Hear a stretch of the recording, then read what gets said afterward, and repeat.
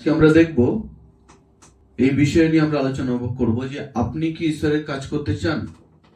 আমরা অনেকে আছি আর আমাদের অনেকের জীবনে এটা ইচ্ছা আছে কি আমরা ঈশ্বরের কাজ করব, ঈশ্বরের আরাধনা করব, মণ্ডলী চালাবো, বহু মানুষকে আমরা প্রভুতে নিয়ে আসব।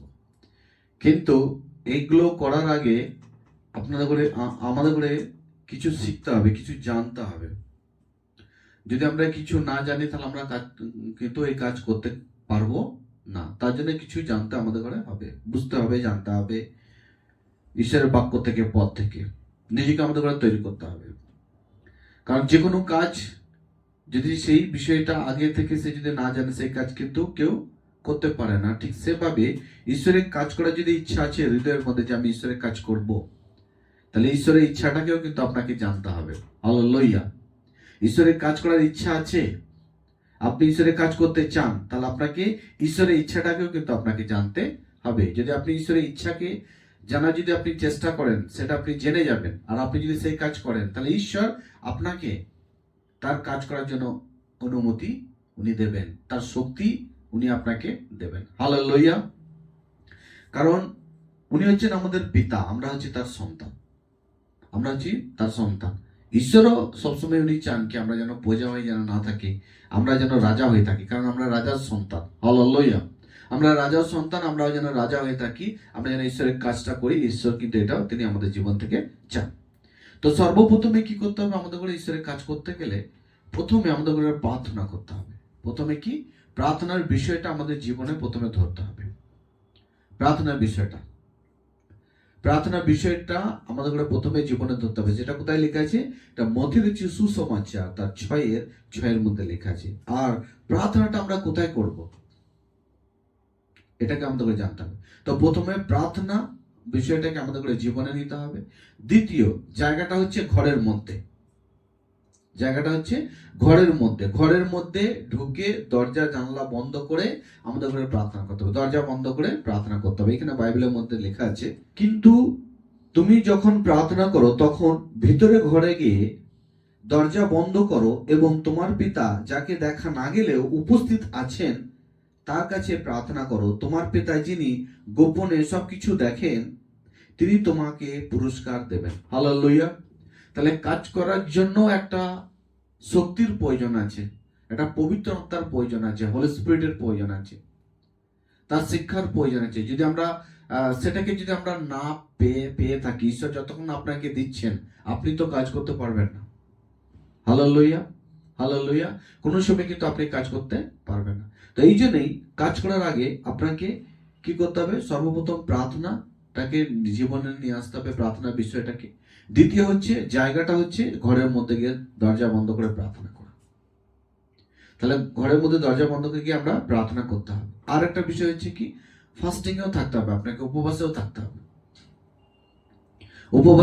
আর আমরা জানি যে উপবাসের সম্বন্ধে আমরা জানি যে উপবাস আমাদের ঘরে কিরকম করতে হয়। উপবাসের সময় বেশি ইন্টারনেট ঘাঁটলে হবে না, টিভি দেখলে হবে না।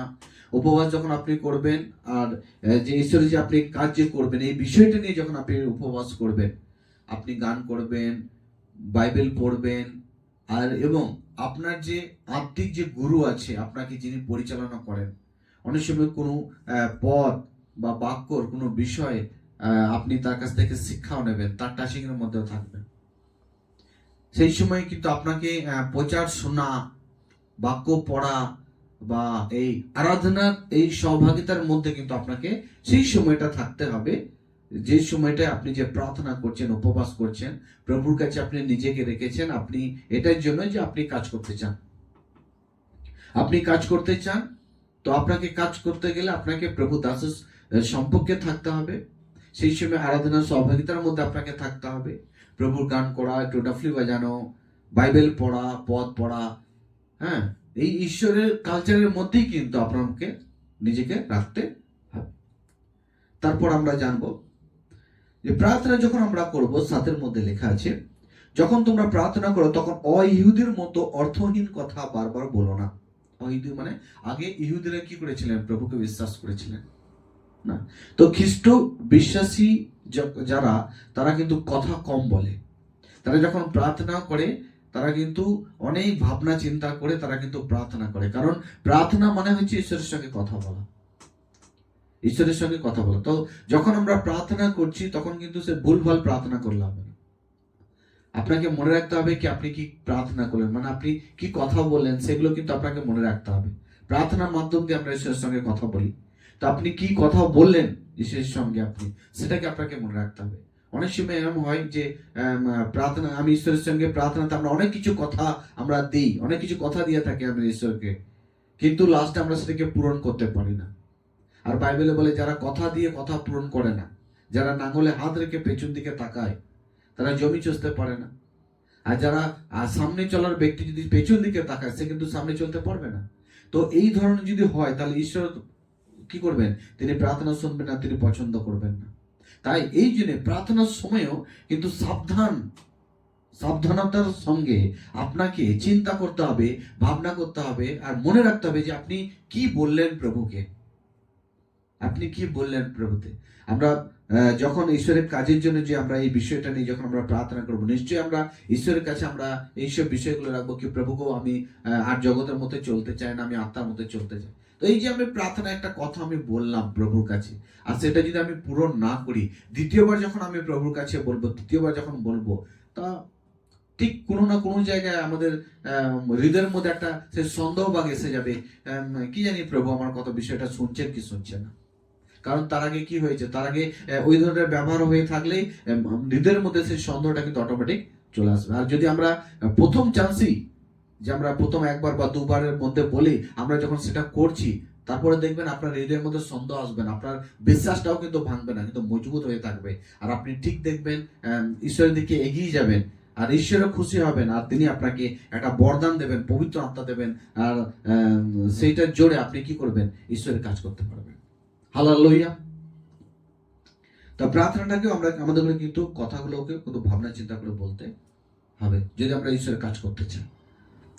তারপর বাইবেলে আমরা একটু আসবো লুক রচিত সুসমাচার তার 9 অধ্যায়ের মধ্যে। আমি খুব ছোট্ট করে বলবো, আমি খুব বড় বলবো না। এখানে লুক রচিত সুসমাচার তার মধ্যে, তারপর আমি এখানে বলছি 9:23 আমি পড়ে শোনাবো আপনাকে। তারপর তিনি সবাইকে বললেন, যদি কেউ আমার পথে আসতে চায় তবে সে নিজের ইচ্ছা মতো না চলুক। দেখুন, যখন আপনি ভেবে বলে নিজেকে প্রস্তুত করছেন কি আমি প্রভুর কাজ করতে চাই, তা প্রভু কি বলছেন, যদি কেউ আমার কাছে আসতে চায় বা আমার পথে চলতে চায় তবে সে নিজের ইচ্ছা মতো না চলুক। প্রথমে আপনার ইচ্ছাকে পাল্টাতে হবে।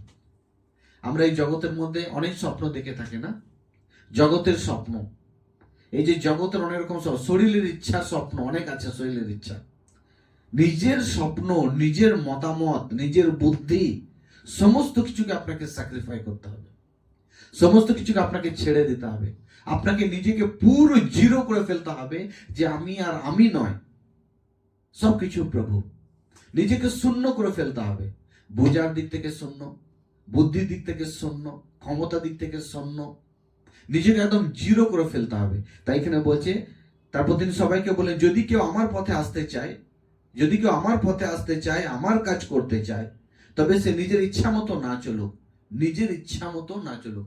নিজের ইচ্ছাকে ভুলে যেতে হবে, আর প্রভুর ইচ্ছাকে আমাদের ঘরে নিজেদের মধ্যে নিয়ে আসতে হবে, প্রভুর ইচ্ছাকে পড়ে নিতে হবে, প্রভুর ইচ্ছাকে আমাদের ঘরে নিয়ে নিতে হবে। Hallelujah, hallelujah. যদি আমরা প্রভুর ইচ্ছাকে আমরা নিয়ে নেব, তাহলে আমরা প্রভুর কাজ করতে পারবো। যদি আমরা নিজের ইচ্ছাকে রেখে আমরা প্রভুর ইচ্ছাকে নেওয়ার চেষ্টা করব, তাহলে কিন্তু আমরা প্রভুর কাজ করতে পারবো না।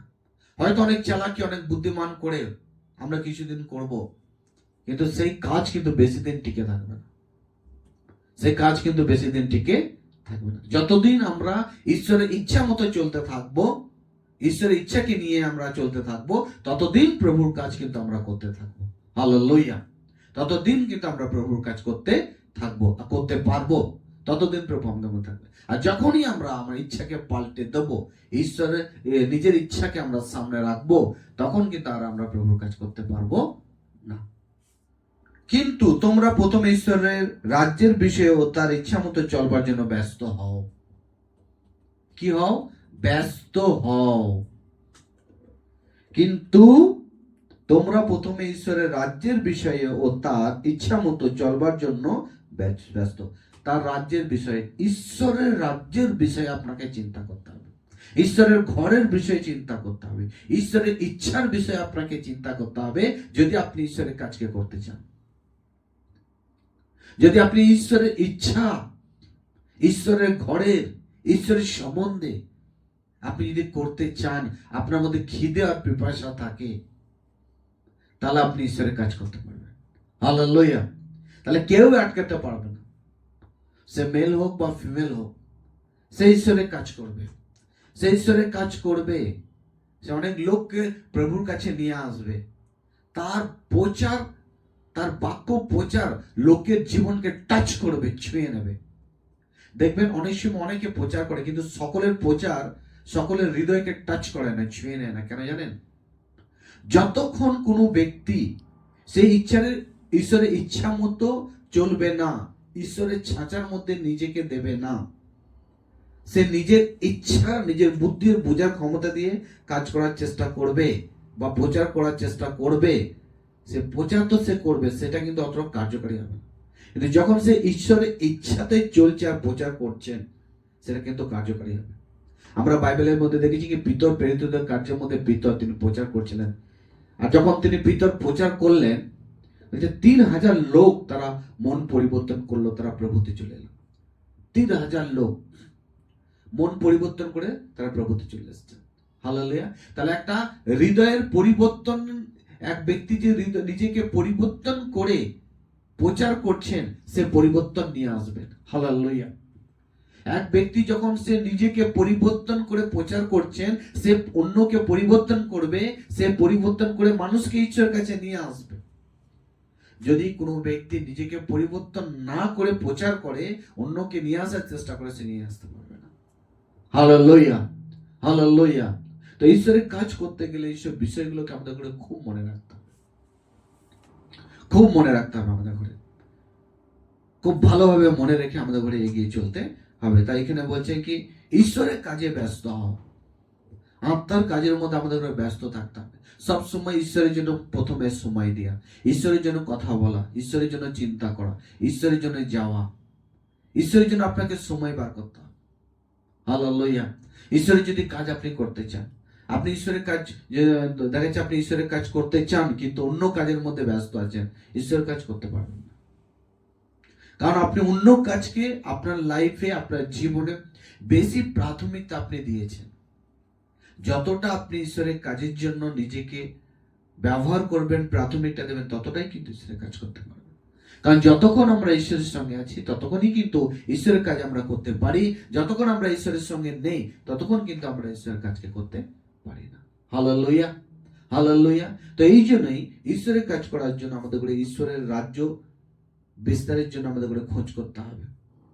ধরুন উদাহরণের জন্য, কোনো ব্যক্তি যখন আপনার বাড়িতে এসেছে, কোনো মেহমান, তো আপনি চিন্তা করছেন, আপনি এটাই কিন্তু চিন্তা করবেন, যে আমি তাকে কি খাওয়াবো। আপনি ভালো করে তার আপ্যায়ন করার চেষ্টা করবেন, আপনি এটা জানার চেষ্টা করবেন কি এই ব্যক্তি কোনটা খেতে পছন্দ করে। যখন আপনি জানতে পারবেন না, আপনি আপনার সাইকোলজি মাইন্ড লাগিয়েও আপনি আপনার বুদ্ধিকে ব্যবহার করবেন, আর আন্দাজে ব্যবহার করে আপনি সেই ব্যক্তিকে খুশি করার আপনি চেষ্টা করতে থাকেন। আমরা করতে থাকি অনেক সময়। হতে পারে সেটা হতে পারে ভালো, হতে পারে নাও হতে পারে, সেখান থেকে ফিডব্যাক ভালো আসতে পারে বা নাও আসতে পারে, কারণ সেটা আপনি আন্দাজে করেছেন।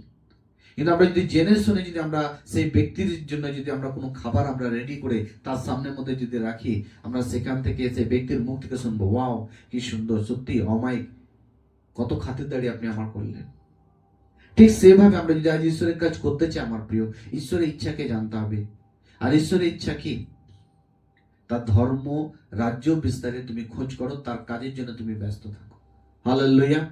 ঈশ্বরের কাজ করলে কি আমরা খেতে পাবো না? ঈশ্বরের কাজ করলে কি আমরা সুস্থ থাকবো না? ঈশ্বরের কাজ করলে কি আমরা কি পিছিয়ে যাব? যে ব্যক্তি আজ ঈশ্বরের সঙ্গে চলবে, তার সেই ব্যক্তির জীবনে কি কোনো জিনিসের কমি ঘাটি থাকবে? কোনো জিনিস থাকবে না। তো ঈশ্বরের কাজ করতে গেলে পুরো মেন্টালিটিকে চেঞ্জ করতে হবে আপনাকে। হালেলুয়া। আর সঙ্গে রাখতে হবে উপবাস। সঙ্গে রাখতে হবে উপবাস। তো প্রথম হচ্ছে প্রার্থনা, দ্বিতীয় হচ্ছে আপনাকে নিরিবিলি জায়গা, অর্থাৎ নিরিবিলি জায়গা হোক বা ঘরের মধ্যে। আর তারপরে কি আপনাকে পুরো যে কদিন আপনি ঈশ্বরের যে আপনি একটা যে অঙ্গীকার করে যে আপনি প্রার্থনা, যে আপনি নিজেকে প্রস্তুত করার জন্য, নিজেকে রেডি করার জন্য যে আপনি নিজেকে আলাদা করেছেন, ঈশ্বরের সঙ্গতের মধ্যে আপনাকে থাকতে হবে। টিভি, অ্যান্টেনা, ইন্টারনেট বা ফালতু জায়গায় ঘুরতে যাওয়া, এসব জায়গা থেকে আপনাকে বাইরে থাকতে হবে। হালেলুয়া। নিজেকে আপনাকে আলাদা করে রাখতে হবে। আর উপবাস করতে হবে। আর উপবাস কিরম, যে উপবাস করলে কিরম আমরা উপবাস করব, মাথায় তেল লাগানো, ভালো করে ফ্রেশ পরিষ্কার পরিচ্ছন্ন একটু থাকা, নিজেকে দিন করা না। উপবাস থাকার মানে শুধু এটাই নয় যে আমি শুধু খিদে আছি। নিজেকে সমর্পণ করা, পরিবর্তন করা, প্রভু করেছে আর আমি করবো না। হালেলুয়া। কথা দিয়া প্রভুকে, প্রভুর সামনে কথা রাখা। হালেলুয়া। প্রভুর সামনে কথা রাখা। তাহলে কি হবে, আমরা ঈশ্বরের কাছ থেকে বরদান পেয়ে যাব, পবিত্র আত্মার বরদান পেয়ে যাব। আর যখন আমরা ঈশ্বরের কাছ থেকে শক্তি পেয়ে যাবো, ঈশ্বরের কাজ ইজি করবো আমরা, খুব সহজে করবো আমরা। কারণ ঈশ্বরের শক্তি না পাওয়া পর্যন্ত আমরা ঈশ্বরের কাজ করতে পারি না। ঈশ্বরের কাজ করতে গেলে ঈশ্বর তার মেন্টালিটি চালাবে। যদি আজ আপনি কোনো কোম্পানিতে কাজ করতে যান, তাহলে সেই কোম্পানির কথা আপনাকে শুনতে হবে। কোনো কোম্পানির কাজ করতে গেলে সেই কোম্পানির কথা শুনতে হবে আপনাকে। ঠিক সেভাবে আমরা যদি ঈশ্বরের কাজ করতে চাই, ঈশ্বরের ইচ্ছার অনুসারে চলতে হবে, যেভাবে বাইবেল বলছে। আর এইভাবে আমরা করলে আমরা পবিত্র আত্মা বরদান পেয়ে যাবো, যেগুলো আমি বললাম। আর আপনি ঈশ্বরের কাজ করতে পারবেন। হালেলুয়া। নিজের ইচ্ছাকে সামনে রাখলে হবে না, ঈশ্বরের ইচ্ছাকে সামনে রাখতে হবে। নিজের বলে পুরো খালি করে ফেল, নিজেকে খালি হয়ে যেতে হবে। যেমন আমার জীবনে ছিল, আমি যখন প্রভুতে আসি, আমি অনেক কাজ পেয়েছিলাম। আমার প্রিয়, আমি ড্রাইভিং এর যখন আমি স্কুলে, আমি একটা স্কুলে ভর্তি হয়েছিলাম, আমি সেখান থেকে এক ইউনিসেফের জায়গায় আমি একটা কাজ পাই, ভালো কাজ পেয়েছিলাম। WHO, যেটা ওয়ার্ল্ড হেলথ অর্গানাইজ বলে, সেখানে একটা ইউনিসেফ আমি ভালো একটা মোটা বেতনের আমি একটা কাজ পেয়েছিলাম আমার। কিন্তু তখন আমি প্রভুকে জেনেছিলাম, কারণ তার আগে আমার একটা যে রোগের মতো একটা হয়েছিল, আমি সেখান থেকে প্রভু আমাকে সুস্থ করেছিলেন। আর আমি প্রভুকে কথা দিয়েছিলাম, প্রভুকে প্রভু আমি আজ থেকে আমি তোমারই কাজ করবো, আমি কোনো কাজ করবো না পরমেশ্বর, যেরকমই হোক থাকি না কেন প্রভু, আমি তোমারই বাক্য প্রভুকে আমি প্রচার করবো, তোমারই কাজ করবো পরমেশ্বর। আজ এই জন্যই আজ আমি ঈশ্বরের রাজ্যে আমি ঠিক আছি, কারণ ঈশ্বরের ইচ্ছা যতক্ষণ জীবনের মধ্যে টিকে থাকবে, ততক্ষণ আমিও ঈশ্বরের কাছে টিকে থাকবো। আর আপনি যখন ঈশ্বরের কাজ করার ইচ্ছা রাখছেন, যতক্ষণ ঈশ্বরের ইচ্ছাকে আপনি আপনার জীবনে ধরে রাখবেন, ততক্ষণ কিন্তু আপনি ঈশ্বরের কাজ করে যাবেন। হালেলুয়া। ঈশ্বরের জন্য চিন্তা করা, আলাদা হওয়া, ভাবনা হওয়া। জগতের মধ্যে থেকে জগতের চিন্তা করবো, আমি প্রভুর চিন্তা করবো, কারণ দুটোকে নিয়ে আপনি কাজ করতে পারবেন না। হালেলুয়া। তো এইসব আর উপবাস যেভাবে বললাম আমরা, যে নিজেকে যে শপথ আমি করছি প্রভুর কাছে, সেটাকে মনে রাখতে হবে। ভালো হওয়ার সময় বা প্রথমে আমি ঈশ্বরের কাছে ঈশ্বরের ঘরে আসার সময় একটা অঙ্গীকার করছি, একটা কথা দিচ্ছি, আর আমি সেটাকে ভুলে যাচ্ছি, আমি সেটাকে করছি না, তাহলে ঈশ্বরের কাজ করতে পারবো না। Praise the lord. Hallelujah. Hallelujah. তো এইসব বিষয়গুলো যদি আমরা করি আর আমরা মেনে চলি, তাহলে কিন্তু আমরা ঈশ্বরের কাজ করতে পারবো। এভাবে করুন, দেখবেন ঈশ্বরের বরদান আপনি পেয়ে যাবেন, শক্তি আপনার মধ্যে কার্য আসবে, আর আপনি ঈশ্বরের কাজ করবেন। নিজের ইচ্ছা না, ঈশ্বরের ইচ্ছাকে, ঈশ্বরের কাজে ব্যস্ত। হালেলুয়া। জয় যিশু।